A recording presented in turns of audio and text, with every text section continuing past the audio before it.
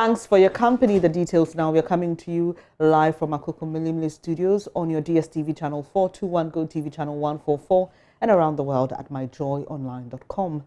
A 62-year-old businessman has been shot dead by unknown assailants at Asiade, close to Mankranso, in the Ashanti region. Alhaji Abubakar Sadiq was gunned down while performing ablution for the evening's prayers at his fuel station.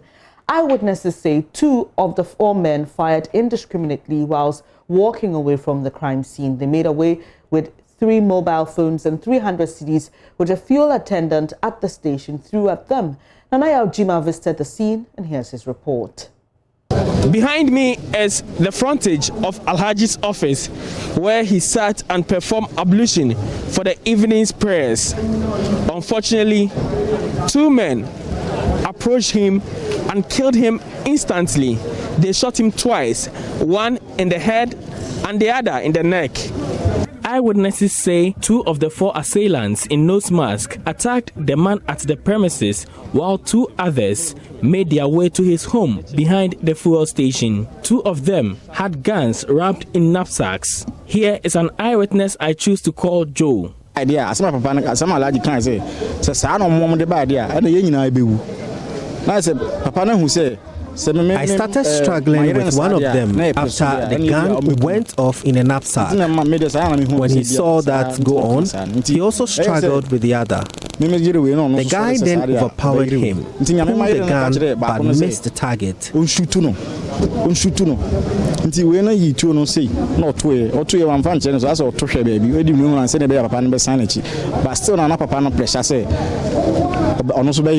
I tried to fight that one instead, but I couldn't reach him in time. He shot Alhaji twice, and I attempted to flee, throwing the sail I had made at them. He then shot into my direction. I fell, giving the impression I had been shot.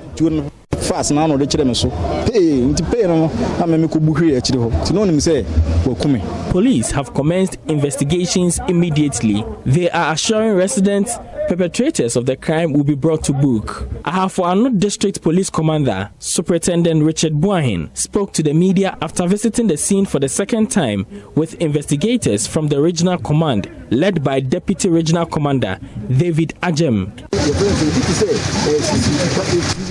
I advised the filling station owners to install security cameras to aid us when something like this happens.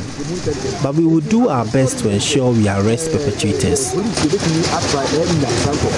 The Ahafo Southeast District, carved out of the Ahafo South, has only 6 policemen.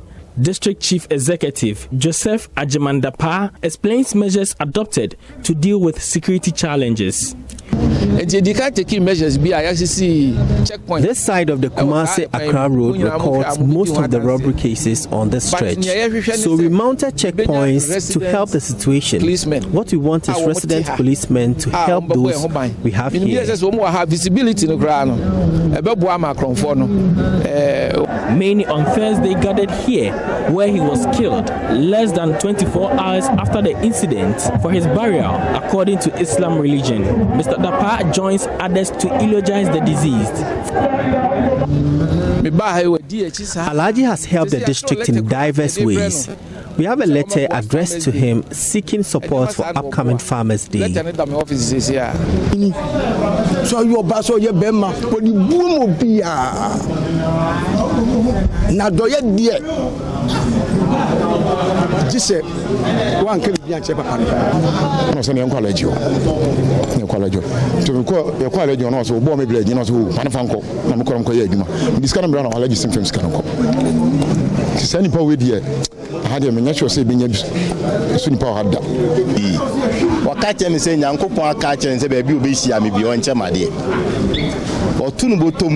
C'est 200 cedi no de ma on kan hu. O de ni sabe ura ni botom no be yiska no be kan no pepepe. For Joy News, Nanaya Ojima reporting. Let's head to the Ashanti region capital now, Kumasi. My colleague Nanaya Ojima is there. We are picking up some information that police has picked up 3 persons in connection with the death of a 35-year-old woman. He joins us with details. Hello, Nanaya. What can you report on this situation? so far, what I've been able to gather is that the 35-year-old woman who died somewhere last week is said to have been beaten by some people who suspected that she stole from a woman that she lived with. And after being beaten, they took her to the Hope Exchange Hospital in Santase and abandoned her. And she died days after. So the unit committee here at Santase got wind of this and started investigation to find exactly the people who perpetrated the crime. So the unit committee went to the people who denied this, and later, through further investigation, they got to know that that is where the lady, those are the people who brought the lady to the hospital, and together they teamed up with the police to arrest the 3 people. According to the 3 people, they've denied any wrongdoing in this issue. So the police continue to hold the 3 suspects and do further investigation to find out whether they are involved in the death of the victim. And also, what we've been able to gather is that the victim, the victim's family, have not so far been traced. She came from somewhere in the north to live with the person who claims that she robbed or stole from her. So this and others are what the police are trying to establish, and also find the family of the deceased. Nanaya, is this happening at Santase? And I'm asking because Santase has been in the news lately for incidents of crime and murder. Exactly, it happened here at Santase, and what I'm learning is that this is not what we usually hear here at Santase. It's not a murder or a crime that was perpetrated by some assailants. These are people who know the victim, and but they decided to beat her up for allegedly stealing money of someone that she lived with. So police are still investigating, and I would want to establish that this is not the usual murder stories that we've been hearing from Santase. Thank you very much. That's my colleague Nanaya Ojima reporting from the Ashanti region capital, Kumasi. Well, earlier today, Deputy Police Commander of the Ashanti region was in the studios of Love FM, our sister station, to respond to security concerns of residents.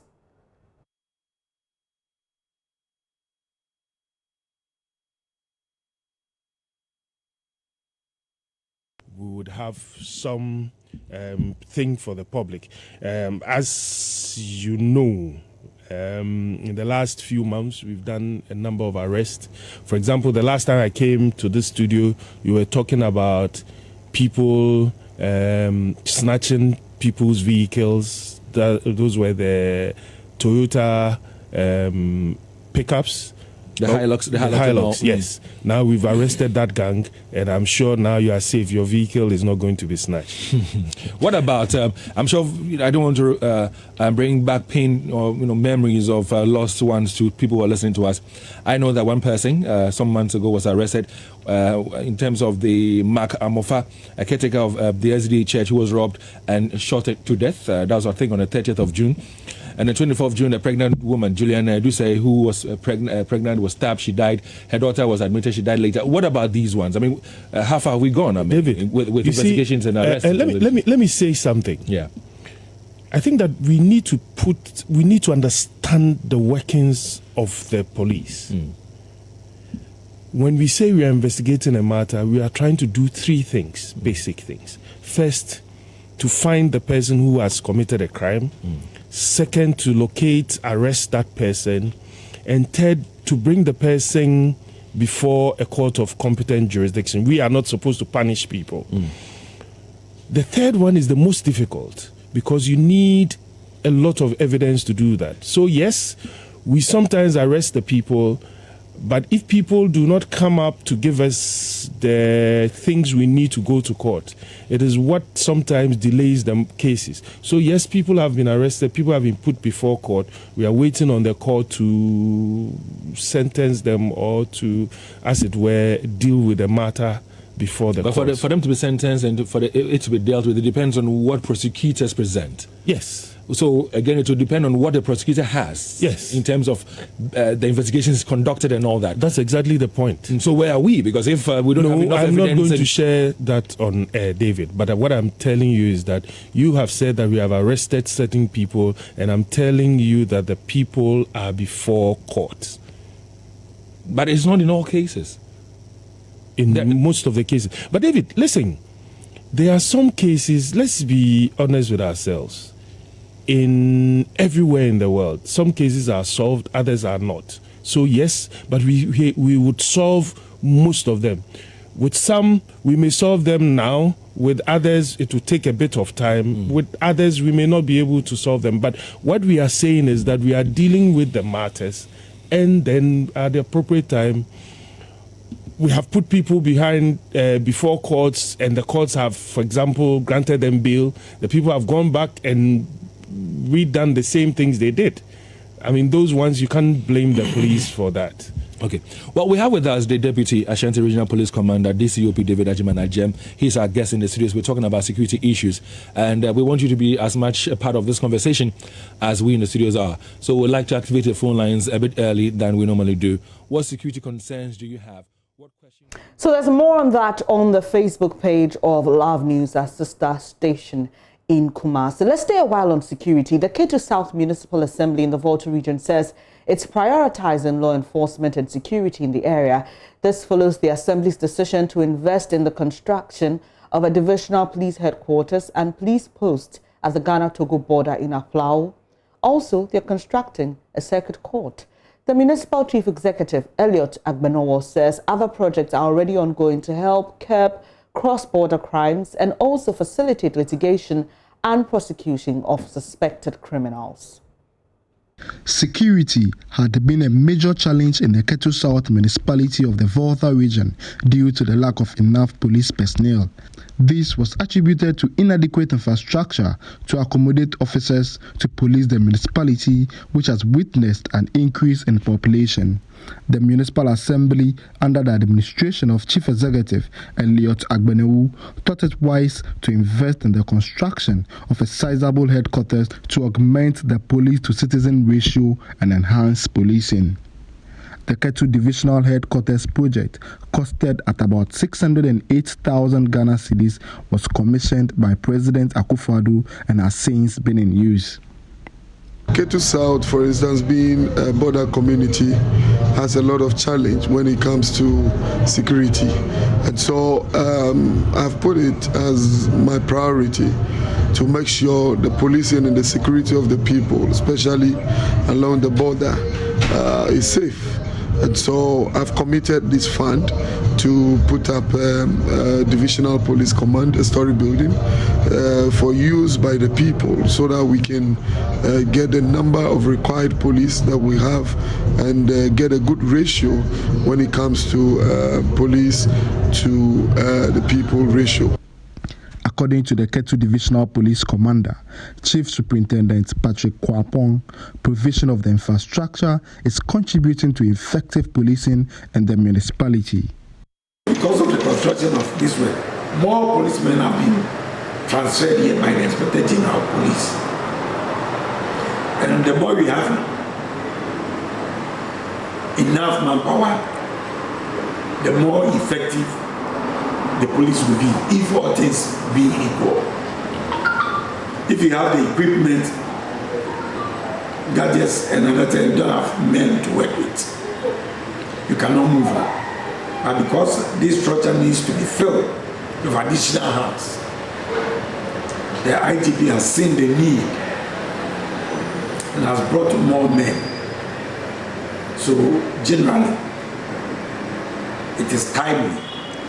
A municipal fire post was also constructed at the cost of 398,000 Ghana cedis to augment emergency response to fire outbreaks and accidents. The Assembly also committed some resources to the construction of a circuit court, while an existing structure was renovated to house the District Magistrate Court. Mr. Agbenowu indicated the Assembly is already reaping from investing in the provision of these infrastructures. Yes, I'm very glad because the security services are now in their right sense of mind, as in they have a stable and a peaceful mind to work, especially the fire service. They are always grateful to government for this. They are out of the harassments, frequent harassments that is been subjected to. When it comes to the police, we now have an appreciable number of policemen within the district, just because we've been able to secure a division and we put up a facility to be used. And so my expectations are met. The security situation, ever since these things have been put up, have come down. It's gone down, and that's a plus. And that is our joy, that indeed what we have invested in is actually leading to a very profitable venture for all of us. Apart from that, the justice delivery was also a problem since our courts were closed. The police who had to travel to Keita and Agbozome, and it comes with a lot of cost for the police. And so now the courts are close to them, and the criminals are scared because now they don't need to give an excuse for maybe a transport or fuel or anything. Now in a day they can quickly send you to the court and justice will be delivered to our people. So Fred Kwame Asari, Joy News, Toko.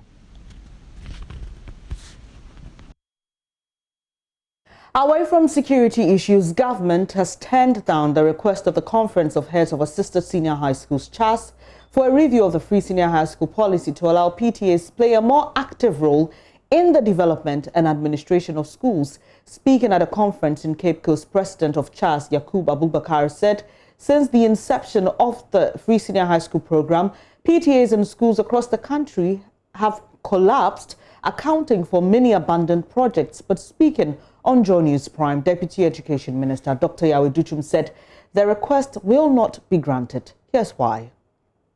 In education, there's something that is called a structured democratic voice. If you want to look at how schools perform and get quality outcomes, we want participation by parents, by civic society. Such participation may be called tangential or infused. Tangential is where parents had the opportunity to speak to education policy and to tell policymakers that this is how we want your schools to our schools to run. And when it's infused, it's where parents participate in decision making at the various schools and contribute so that there will be improved outcomes. So I agree with Charles when they talk about parent participation. But in this country for too long, parent participation has been equated with parent levy. Parent participation goes beyond financial contribution. Yes. And some people may contribute more than what you are going to levy schools. So let me tell you this. But that will be an individual decision. Yes. What they want is for the schools, but what they want, as a body and as a matter of policy, to be given the opportunity to say, if we have a project, the PTA can go ahead and levy every parent to pay a specific amount of money towards the project. So understand Free Senior High School. Ghana is not the first country to do Free Senior High School. What you need to do is a fundraising. Allow parents to contribute whatever amount. And some people may contribute more than what you are going to levy. But the idea, no, my brother, the idea, if I can explain a bit, it will help your audience. The idea that school is free. But if you haven't paid your levy, you may not go to the dining hall. Let me tell you, these real issues. Parents, students from poor backgrounds have been prevented from going to dining halls because they have not paid their levies. So that kid that comes from a poor background from Bonkoko in Bosomtwe district will be told that yes, you are an Achimota. Every student is supposed to pay 500. you could not afford it and therefore you can't go to the dining hall. And you're talking about how can that be under the free senior high school regime? Well, that the Ghana Education Service is saying is simple. Parents can contribute to their schools, but it cannot be another fee to block the less fortunate from going to school. And so Charles will not get what he wants, what he's asking for. And the free senior high school, the president has already made commitment to school building infrastructure. He is also sending development levy grants to schools. Government is not going to impose fees on students when it's supposed to be free. However, there were two other demands. If you are a creative headmaster, and some headmasters have done a fantastic jobs, they have parents contributing, they are recognizing the parents who are contributing, and some will tell you that they are getting more money than when they were levying a flat rate to all parents, because some parents can do 2,000. Away from education, within the last 24 hours, the Ghana Health Service has reported of 4 more people dying from COVID-19 in Ghana, bringing our death toll to 320. 64 new cases were also recorded within the same period. Our current active case count is 566. Now, this number is very, very low in comparison to the hundreds of thousands recorded in other countries, especially in Europe and the Americas. But here's why health authorities are beginning to get worried.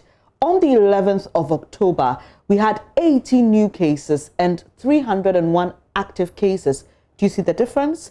But it's not just about the figures, but the alarming disregard for safety protocols by citizens and the correlation between that and our increase in case count. Listen to Deputy Health Minister Dr. Okoboy, who says non-compliance of safety protocols is becoming alarming. There are folks who assume that the pandemic is over in this country. People even sometimes ask me, Doctor, why are you people still wearing the mask? The virus is gone. You know, but fighting an infectious agent is like fighting bushfire. Until the last one is extinguished, really the situation can get worse again. So let's all take this opportunity to remind the public and ourselves that we are still in this war, and that it's only when the last soldier is cut out that we can take a breather. So on this note, we thank you very much. We assure you of making sure that we supervise an equitable and fair distribution, and also support our agencies to make sure that whatever you've provided is put to very good use. The Deputy Health Minister was speaking at an event where MODEC presented some PPEs to 4 COVID-19 testing centers. But here's Ashanti Regional Director of Health, Dr. Tinkrang, who is warning Ghana could experience a second wave of the coronavirus outbreak if citizens do not observe safety protocols. The only reason why we are not getting the morbidity and then the mortality is because of the strategies that we've put in place. And everybody is working at it. But if we leave out this strategy and think that without the strategy we can just go about and do our normal thing, and COVID will still remain as low as 2 maybe per week in Ashanti region, then we are lying.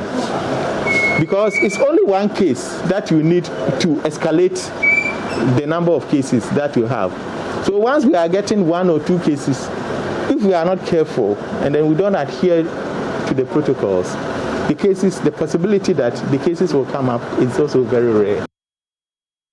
But why aren't people wearing masks? We spoke to some Ghanaians on the streets of Accra.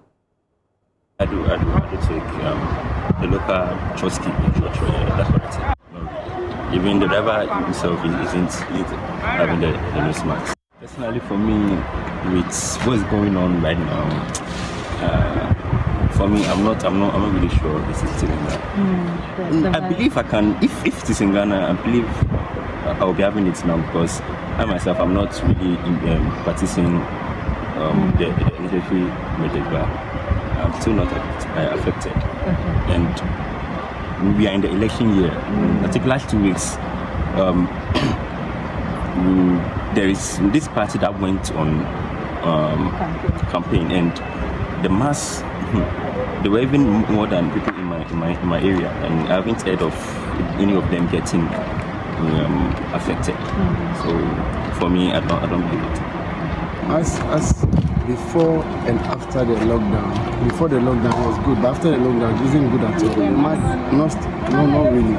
Even the drivers and the mates and the passengers, the most at times, if you go and talk about it, are you the welfare for me? Are you doing this side? Rubbish. So I'll not do it. I'll walk or you get taxi or anything. It's still real. Yeah. It's still real. No lights. And the max don't care. Personally.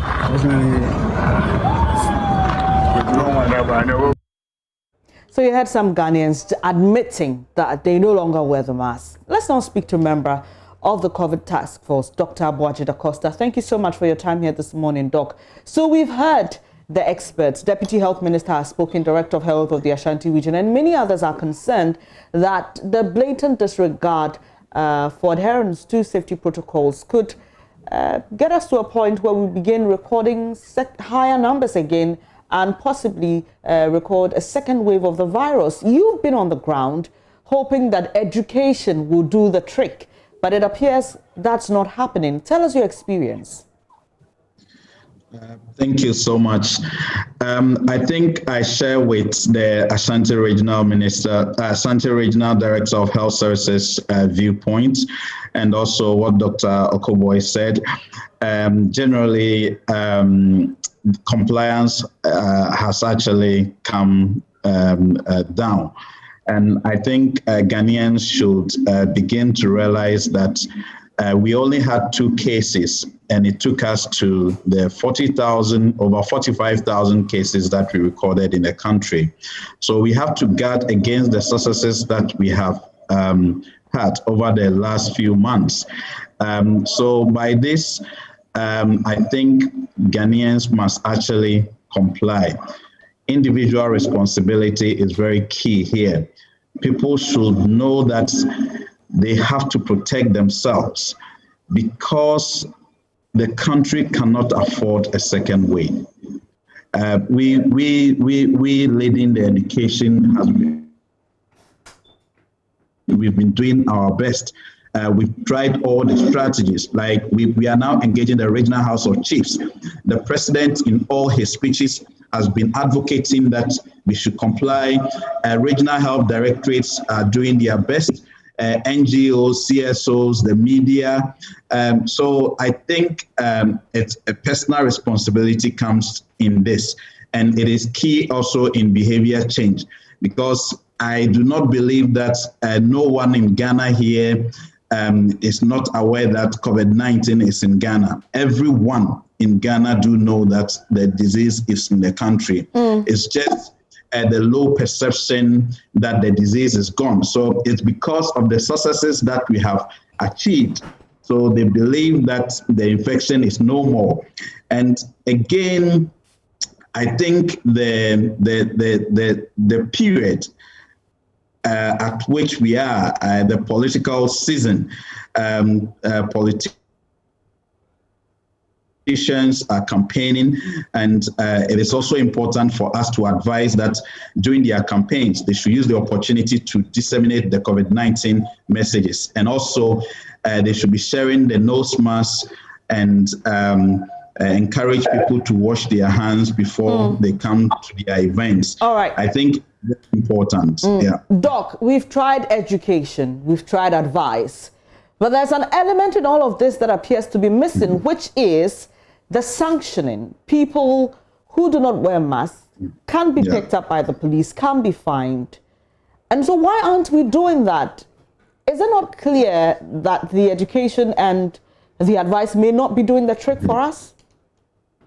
Okay, yeah, so thank you. Like I said, if you look at the season we are, I mean, political campaigns are ongoing. The police do guard against those things. And also, bear in mind, this is mass non-compliance. It's not just 1 or 2 people not complying. So certainly, our prisons are also congested. So we certainly have to find a way around this. But people can be fined. It's not all about taking them to prison.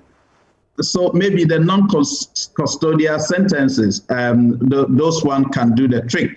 And I think if you remember, when we started, the municipal authorities were actually giving sanctions, and I think we should go back to that. I don't know in legal terms how whether it's legal or not, but I think some of those sanctions will be able to deter people from non-compliance. I mean, people should comply. Like I said, the thing is, regardless of how you look at it, we are losing our guard, and we are losing. Obviously, we certainly have to comply. Doc, in other countries, in France, for example, there's lockdown, and in other places, people are beginning to review their decisions about allowing people to go to pubs and go to school and all that. Should we begin to look at that? Because clearly, from what I get from the health authorities and the sense I get is that we are not in a good place. Okay, so you see, our strategy has been consistent with the successes that we have actually achieved. And if you remember, if you look at the measures that we've put at the airport, in fact, now where we are is we are the containment stage. So this is why we contained it to the extent that we got to about 300. Though it's gone up slightly, but you could also imagine that because we've opened the borders, so the cases at the airport is also contributing to this increase. So for this reason, I think the measures at the airport is good to help us detect the cases. So that is why we are saying that when you are coming from Europe or any of the countries, you have to have a negative PCR test at least 3 days before you come to our country, and when you get here we will test you. So the measures there seems to be very strict, and it's working for us. Now, we in the country do have to comply with the safety protocols. That is the only measures that we have to guard against any increases. All right, Doc.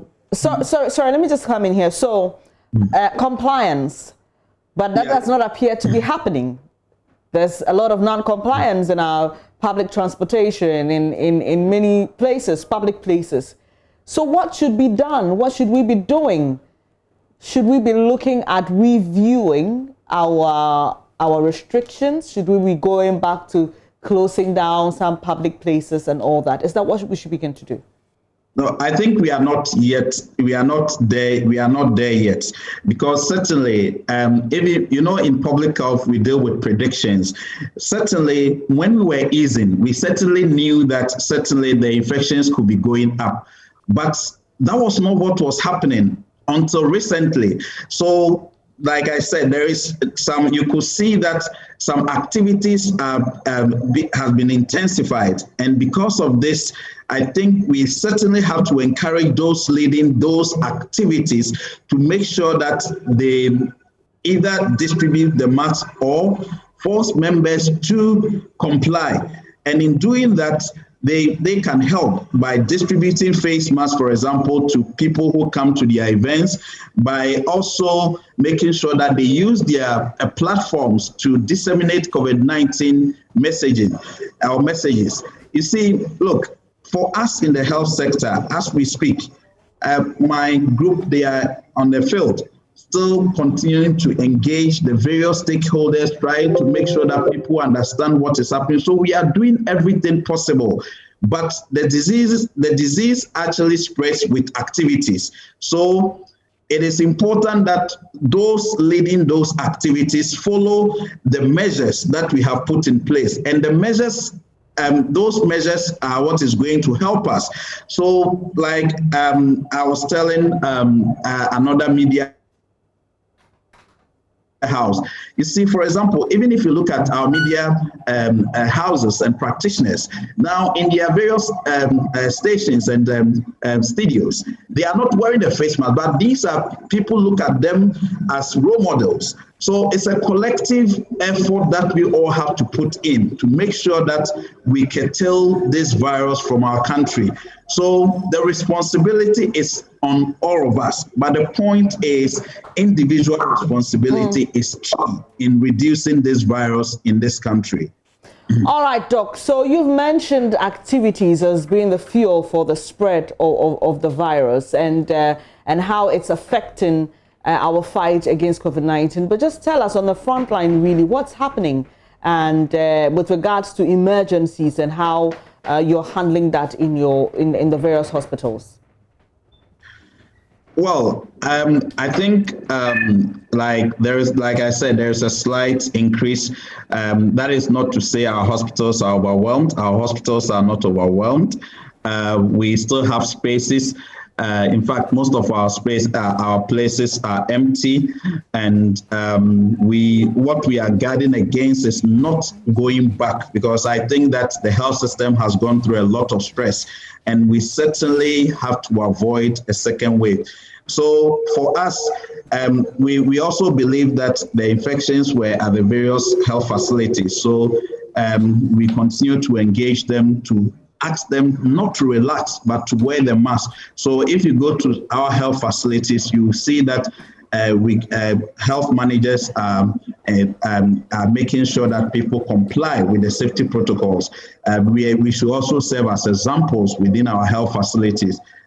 Next week, for example, from Monday, my division is doing training on risk communication for our health facility managers in Kumasi. Others are ongoing in anticipation that maybe there could be a spike. So certainly, we are working. We are using all the methods at our disposal to ensure that we safeguard against the successes that we have achieved.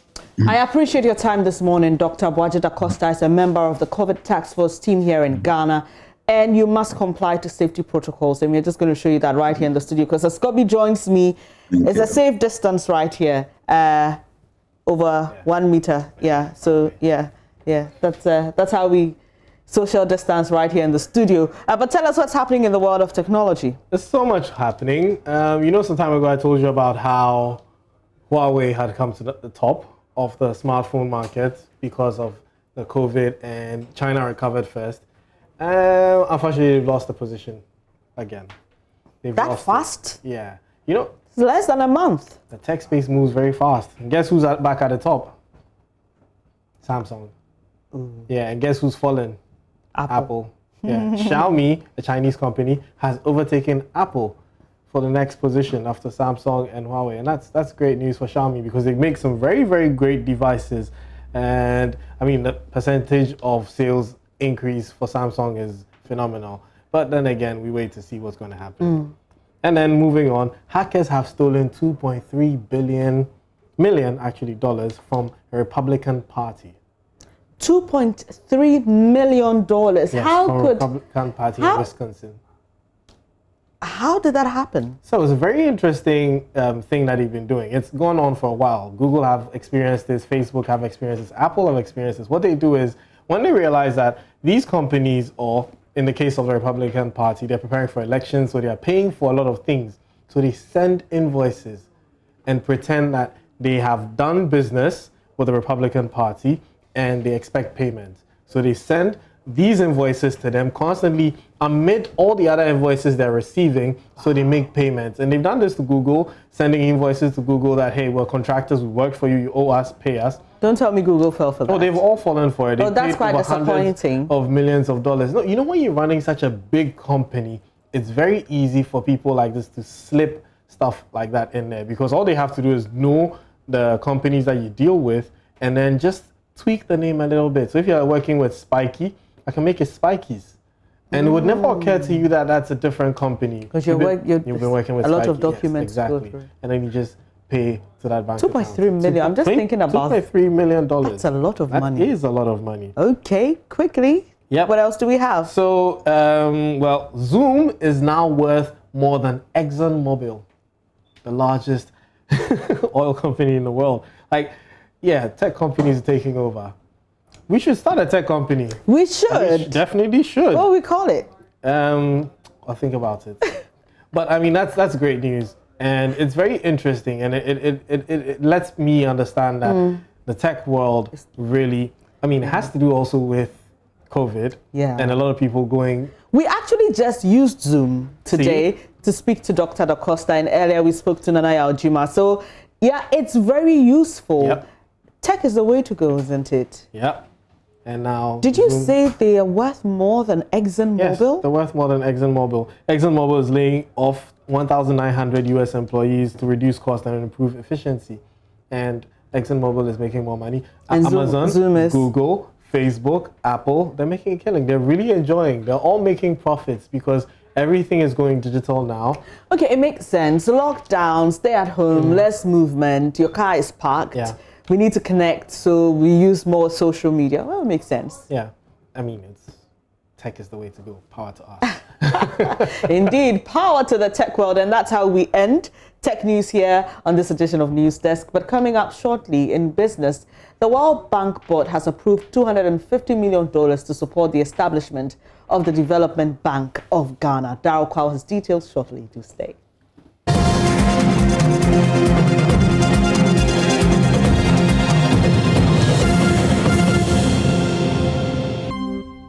Hi, good morning. Welcome to Business. My name is Daryl Kwao. The World Bank Board of Executive Directors has approved $250 million from the International Development Association to support the establishment of the Development Bank of Ghana, DBG, to increase access to long-term finance and boost job creation for 10,000 enterprises in key sectors, including agribusiness, manufacturing, and high-value services. The Ghana Development Finance Project is expected to increase the number of viable micro, small, medium enterprises, MSMEs, with access to long-term finance, and it will provide financial services to about 10,000 enterprises, including 2,000 women-led MSMEs, and therefore contribute to economic growth and diversification. The project will also strengthen the oversight of development finance institutions and the adoption of environmental and social standards by financial institutions. A statement said that, in addition, DBG will finance multiple interventions to attract private sector financing for credit-constrained MSMEs and small companies based in Ghana.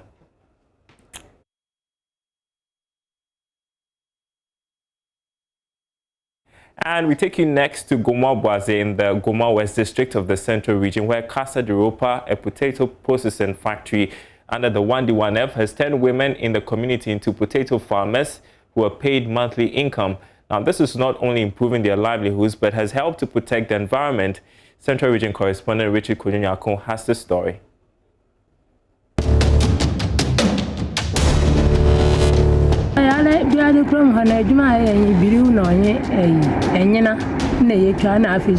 Mary Sia, until 2015, used to cut firewood and burn them into charcoal before she could get something on the table for her family. That business, she indicates, could hardly sustain the family, as those who bought the charcoal were not even paying, making the women in the Biwazi community more vulnerable. We used to sell charcoal in commercial quantities. We used to come for by day, but when we were employed fully, we were able to cater for the needs of our family. It has really helped, and we use the money for other good things.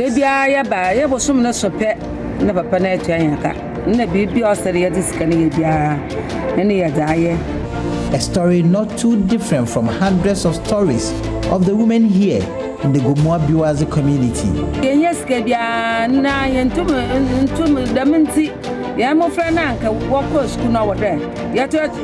At first, it was very difficult for us, especially the women here. Many of our kids couldn't complete schooling. But now things have changed ever since this factory came into being. We have been able to provide the needs of our children. Even though there is free SHS, we also support our children, providing stipends and renting hostels for them.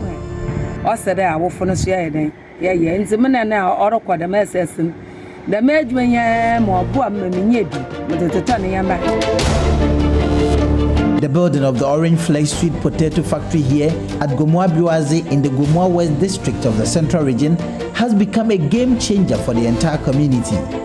The factory that uses Orange Flex Sweet Potato to make bread without sugar, pizza, biscuit, and other pastries has really brought smiles on the faces of the women here. Chief Executive Officer of Casa Dropa, Ebenezer Obinibafo, says the pro-poor agri company has a duty to support the women to lift them out of poverty. Casa Dropa has been in this community for the 5th year now, but at least we've seen these women now educating their children to the highest level, which is the senior high secondary school. The free HHS has also come to help.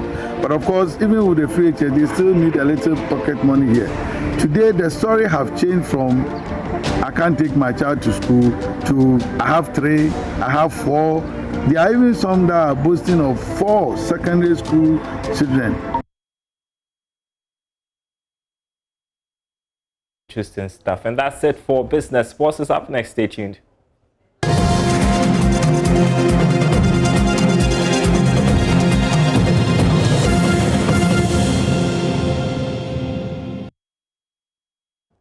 Thank you so much for staying here on News Desk with me, Ben. It's Abu Baidulansa. You know, I really love sports. And George Addo Jr. is here. We're going to talk about the Ghana Premier League Primer, the first of its kind on Ghana television, where we put a lot of focus on our league and what we should expect as a start.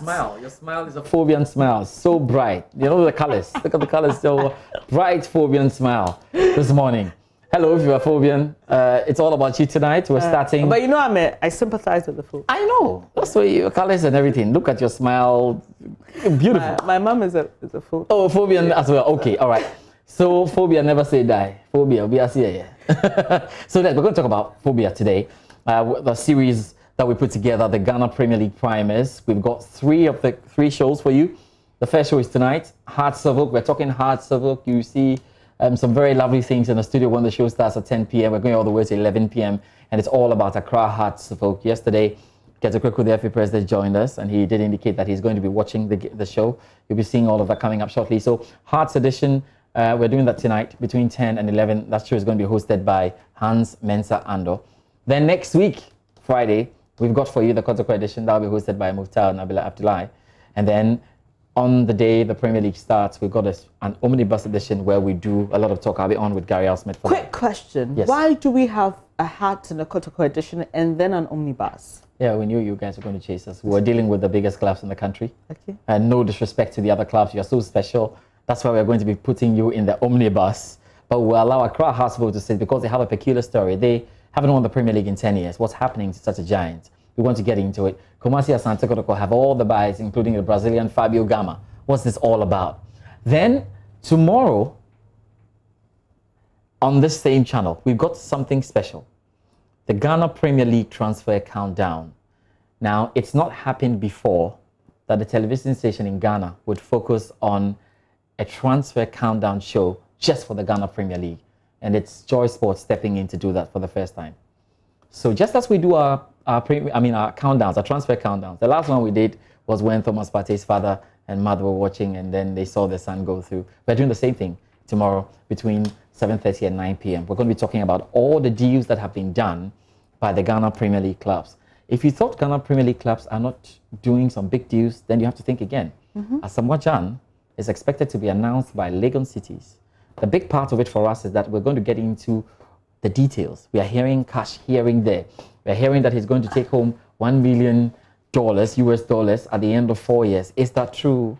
He's going to be taking $250,000 a month. Is that true? You need to find out. Okay, we've got a Brazilian there for Kumasi Asante Kotoko, Fabio Gama. What are the terms? What kind of player is he? What happened to Justice Blade? We've got so much happening, you know, when it comes to the transfers, and we love that. You have some questions, right? For me, it's not just about the money for Asamoah Gyan. It's about the hype. It's about the attention. What happens to Legacies all of a sudden? Yeah, and even to the Ghana Premier League. Yes. I can just imagine already prior to the lockdown and subsequent ban on sporting activities.